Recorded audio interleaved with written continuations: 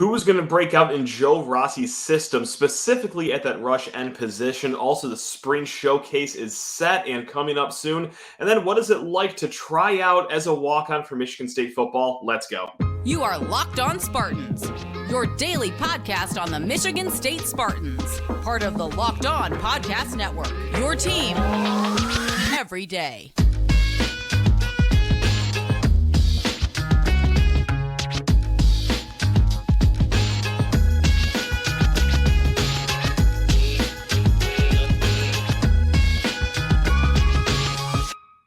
Spartan friends, Spartan family, Locked On Spartans listeners, thank you all so much for tuning into Locked On Spartans, your team in green and white 5 days a week. Please rate, review, subscribe, do whatever makes you happy. Really, you know what? If that means, hey, writing a very nice comment on the podcast reviews, well, that's going to make me a little happy too. But again, you're your own person. You live your own life. Do whatever makes you happy.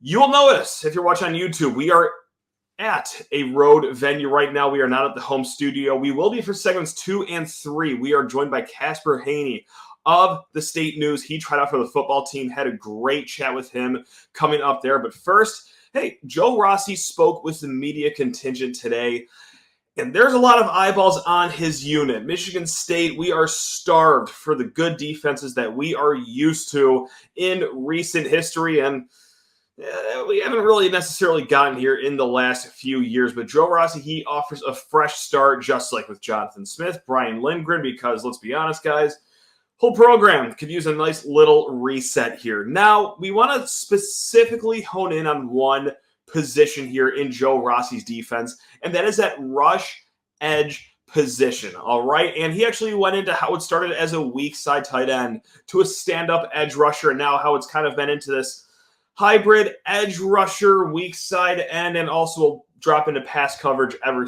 so often. And this is a good question that was spurred by a friend of the program, Stephen Brooks of 24/7 Sports. And Joe Rossi spoke a little bit of it, said, quote, "They got to rush the passer and they got to drop into coverage and play in space." Well, just as easy as that. I mean, those kind of kids grow on trees, right? You can just find those all over the place.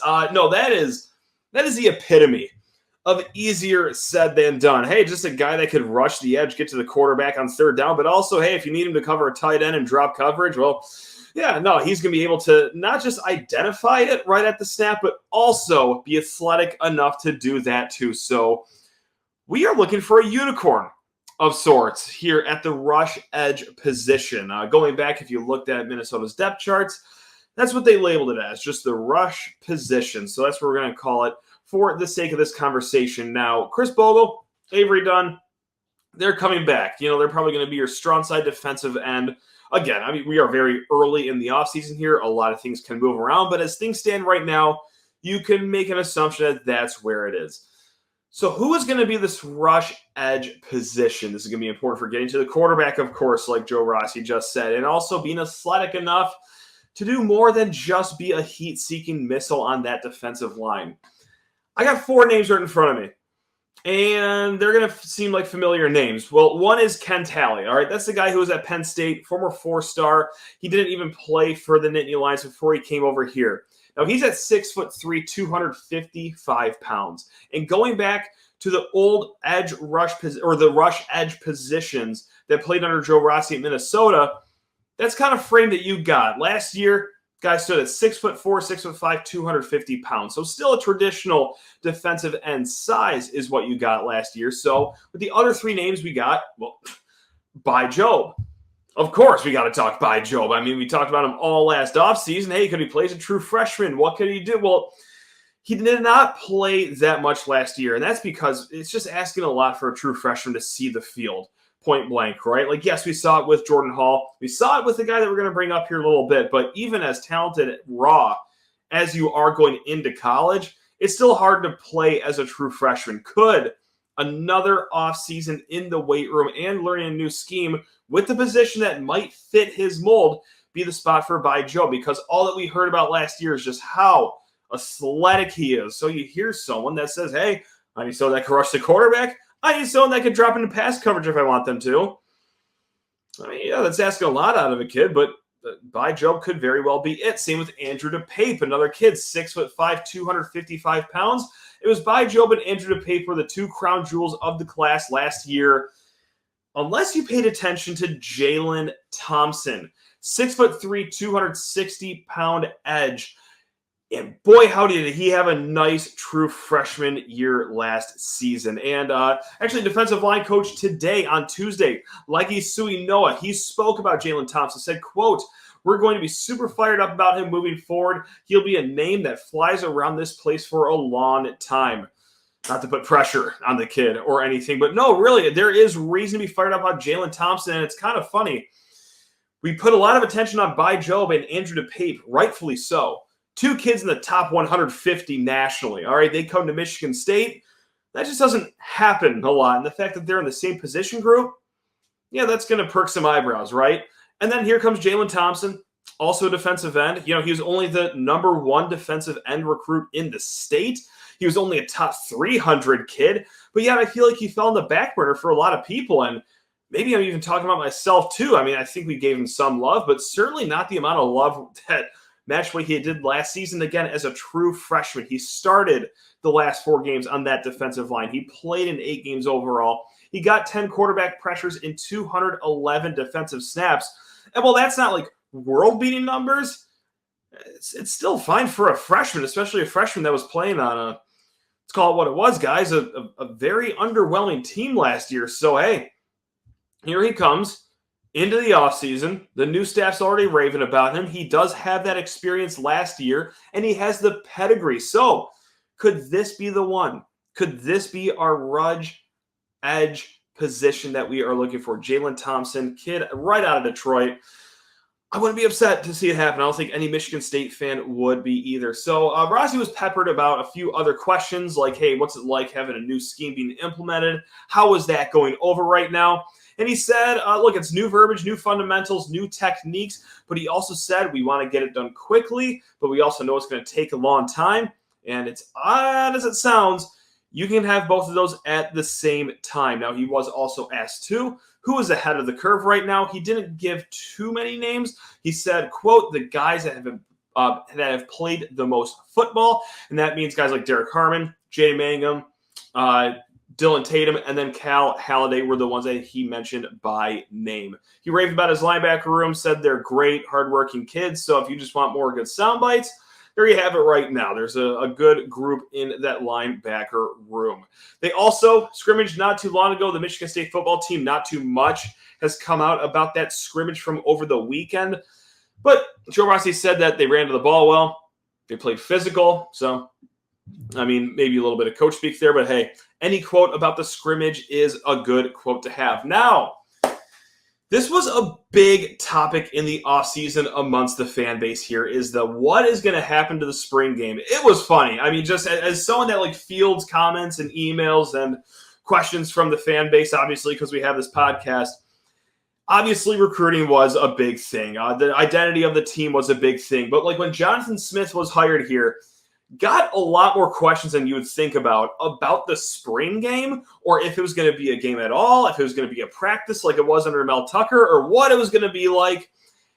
And with this release, it seems like it's going to be a practice. And we've kind of talked about this. We've alluded to this throughout the offseason that, yes, Jonathan Smith, in at least his last 2 spring showcases, it was mostly a practice with a little bit of scrimmage aspects at the very end of it. He even held out some star players last year for Oregon State just on the off chance they'd be injured. So we always hypothesize that this would be more of a practice. But yes, for you fans that are wondering, are the golden days of an actual game going to be back in April?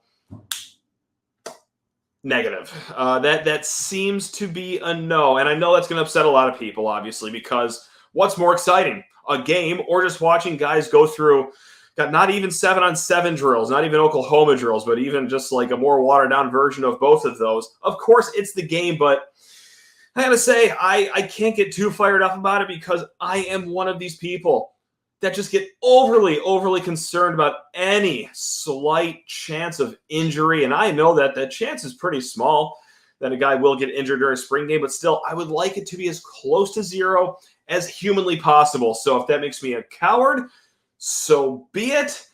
But hey, you're also calling Jonathan Smith a coward then, because I think this has a lot to do with, well, just limiting injury first and foremost.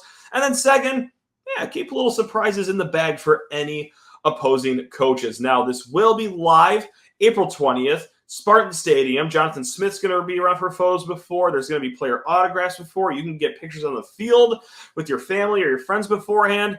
So that's all going to happen at 2 p.m. at Spartan Stadium, but it will be on tape delay. Got to wait all the way to 4 p.m. later that day on Big Ten Network to see these great drills that Michigan State is going to run. But no, I mean, God, hopefully the weather is cooperative for that one, because it's always a beautiful day to get out to Spartan Stadium. We will be back. Great conversation with Kaspar Haehne of State News. He tried out for the football team. Very, very entertaining story here that he wrote in his column. But first, I need to talk your ears off about FanDuel Sportsbook. Folks, I know. College sports, by and large, is over for the season, right? UConn cut down the nets after beating Purdue by infinity. But hey, it's playoff time in the NBA and NHL, and baseball's in full swing, and FanDuel is your place to bet on every single game. Right now, new customers can get $150 in bonus bets guaranteed. That is $150 win or lose. It does not get any easier than that. Bet on everything from slap shots to home runs to slam dunks, all in an app that is safe, secure, and super easy to use. What are you waiting for? Visit FanDuel.com/lockedon and make your first bet an automatic win. It's FanDuel, America's #1 sportsbook. This is going to be a fun chat here, because it's not every day we get to talk with someone that, well, went through the MSU walk-on tryout process. And we don't do this often. We've actually never done this. It's Kaspar Haehne of the State News. He does a little bit of everything. Before asking how he's doing and, getting to all the nice cordial stuff, Kaspar, it's been a few weeks since you've tried out. Let's just jump right to the finish line right now. Did you just leave Michigan State's practice? Are you on the team right now or no? I wish I could say I was.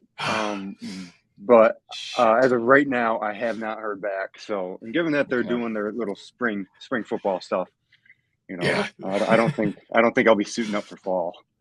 Okay, so let's cut to another chase then. Are we just out on Jonathan Smith? Should we start a smear campaign against him? So I think so.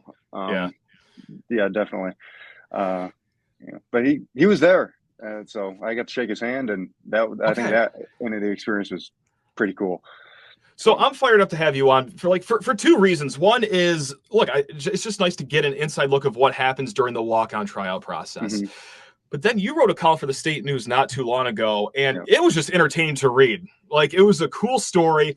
You gave it a shot. You started as this is kind of a joke, but what if it seriously happens? Which it's kind of just how I live my life over here. Just why not just throw something against the wall? But in your column, you said in the lead up to this tryout process that you're going to go in as a lawn snapper. Mm-hmm. Kaspar, you ran into an issue here a day before. Well, walk us through this small hiccup that happened before the tryout even happened. Yeah, so just to give some context, I played long snapper since fourth grade. It's probably the best thing I was good at in football. Yeah, snap the ball between my legs.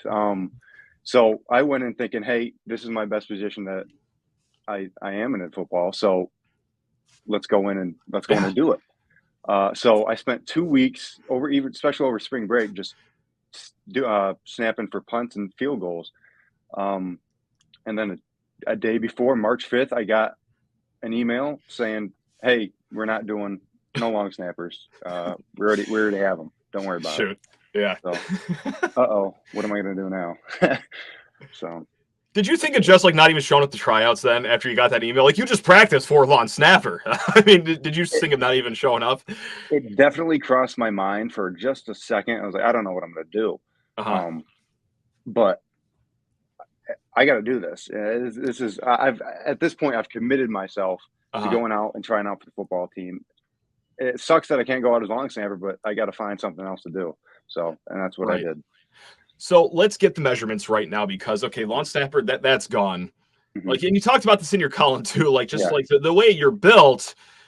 I mean, you only pigeonhole yourself into one position here. So what'd you end up going with here for this walk-on? I ended up going with tight end. Okay.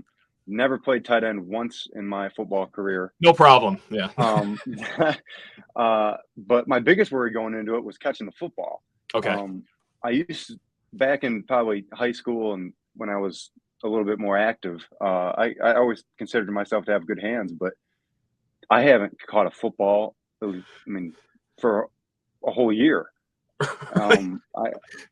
So that was my biggest worry going into that with the tight end position. I thought about different positions, a wide receiver. I'm a little too slow for that. Okay.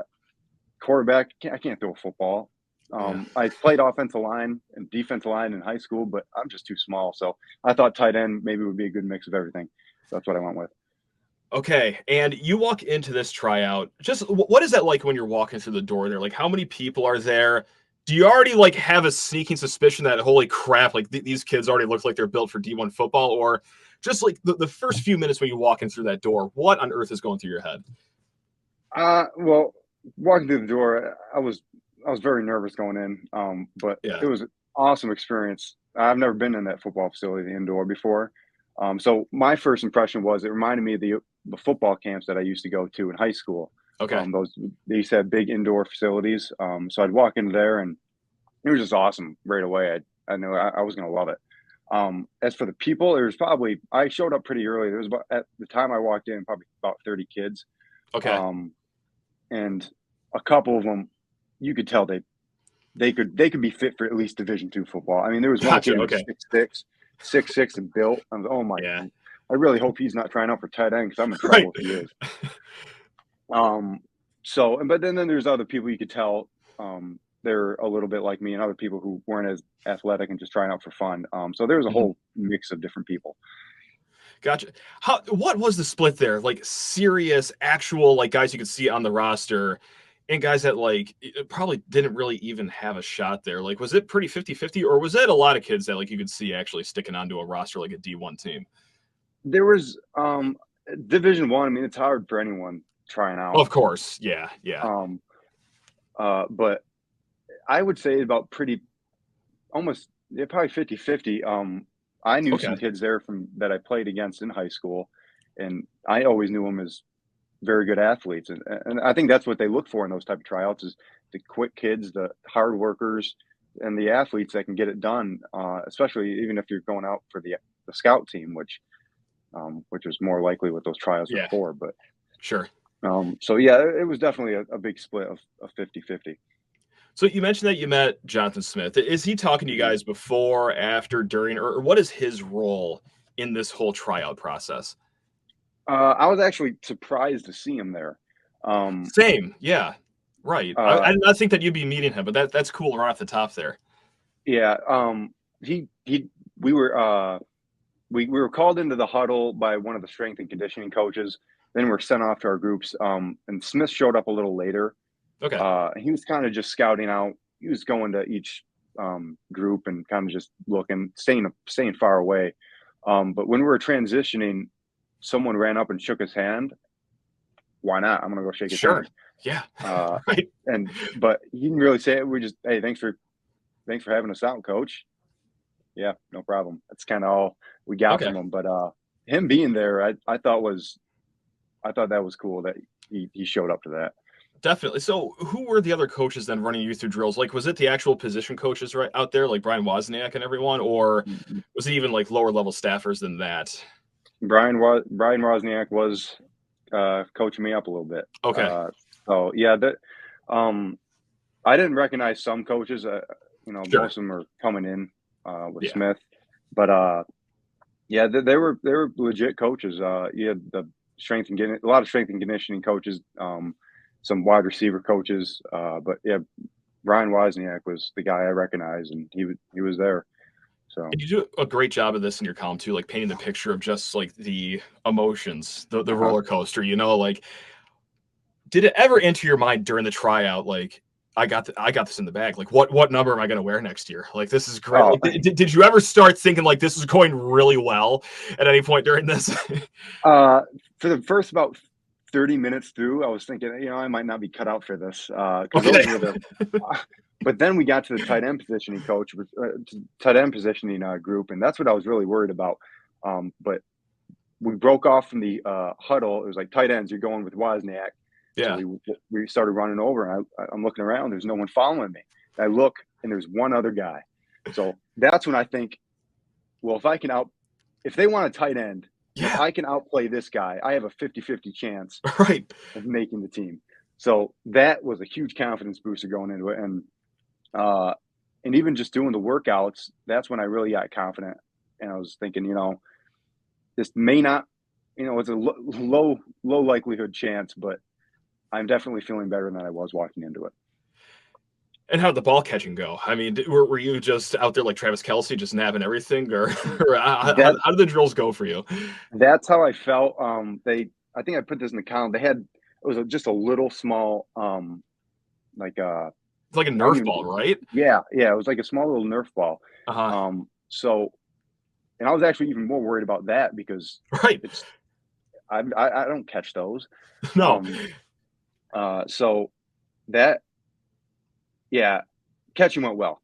Okay. I'll say that. I think I dropped one, which, I shouldn't have dropped any. It wasn't a good look, but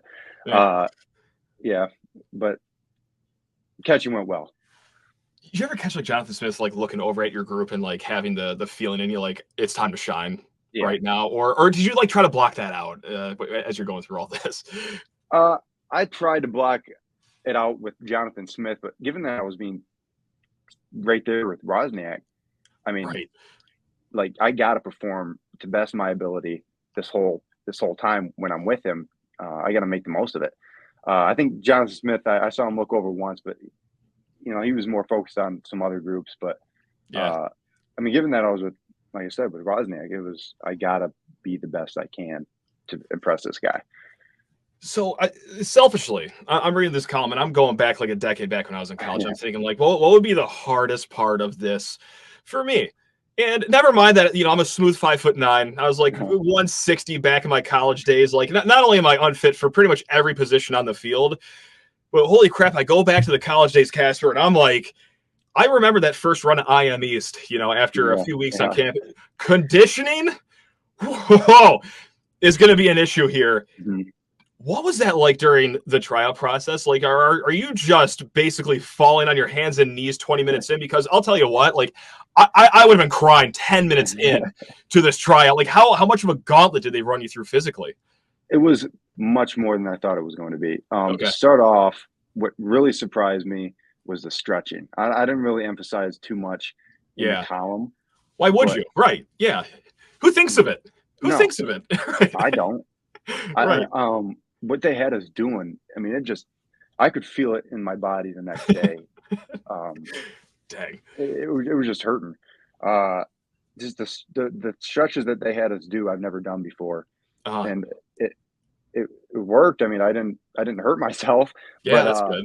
Yeah. But yeah, the stretching part, that once we did that, I was like, this might be a little tough on me conditionally.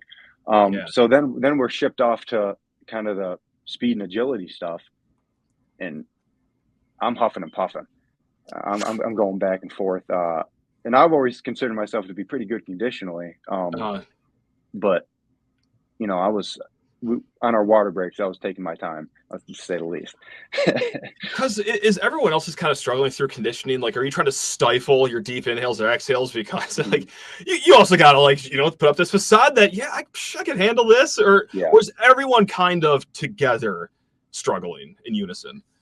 I'm sure everyone in unison was struggling together, but I think it's like you said, we're trying to cover it up because we don't want anyone to know. I'm kind of sitting there just holding it in, just not trying to look like I'm sweating and huffing and puffing. But I was trying to hold it in the best I could. Just going to water breaks, just purple in the face, just because you're just trying to not show any cracks of weakness. That's how it was. The game is the game. You got to do what you got to do. Yeah. So as you're leaving this tryout, do they give any indication of like, okay, we're looking to take this many kids or this from this position group, or what was the message as you're exiting all this, as you're going back to the dorms or the apartments, or just hoping for that phone call down the line? So they called us in after we all got together and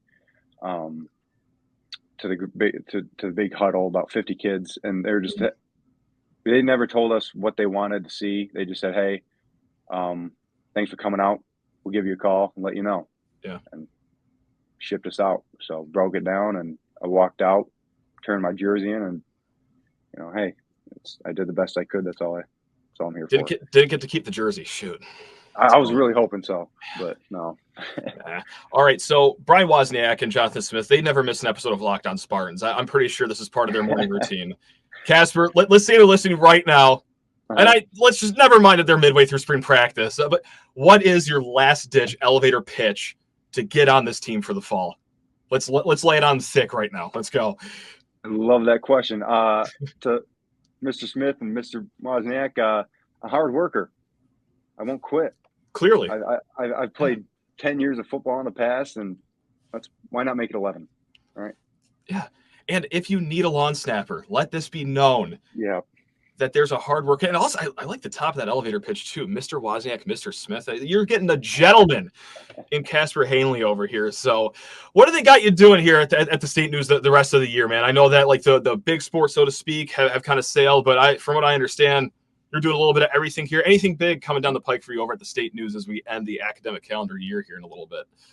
Not really. I'm just kind of focusing on I'm covering some student government stuff. It's nothing too awesome, but I do love it over here. It's an awesome job, awesome opportunity. I'm meeting a whole bunch of new people. I love it over here. I think next year I might be transitioning into more sports stuff. Right now I'm doing some campus stuff. I love it. There we go. But it's just everything's great over here. I love it. So hopefully some first-person columns of your insight in every single game as you're reeling in touchdown catches against Prairie View A&M. I mean, see, that's what we need. The walk-on tryouts for is who's going to take the field against Prairie View A&M. No disrespect to that program down there, but this is going to be over at the end of the first quarter. Ideally, we can use some. I'll put it bluntly, sacrificial lambs from the State News to get in there and take the beating. I would have done it back in my day. Come on, why not? It'd make for a great column. I mean, I'll write about it too. So everyone's scratching each other's backs. It's going to be great, man. But Kaspar, this was awesome. I know that you're insanely busy, not just at the State News, but also just being a student in general up in East Lansing. Anything you want to leave us with before we let you go and enjoy the rest of your day here, man? I just appreciate you having me out. I appreciate the opportunity to talk about this, and I thank you. Yeah. Now I'm going to try to remember to link your column here in the description because, I'm reading it. I'm like, not only this is really well written, this is a lot of fun, but man, would just love to chat with him here. So, hey, thanks a lot for responding to the email. Thanks a lot for chewing up some of your day here with us. And folks, you already know this. We're going to be back tomorrow. It's Locked On Spartans. We do this 5 days a week. But until then, enjoy the rest of your day, the rest of your week. Love you all. Go green.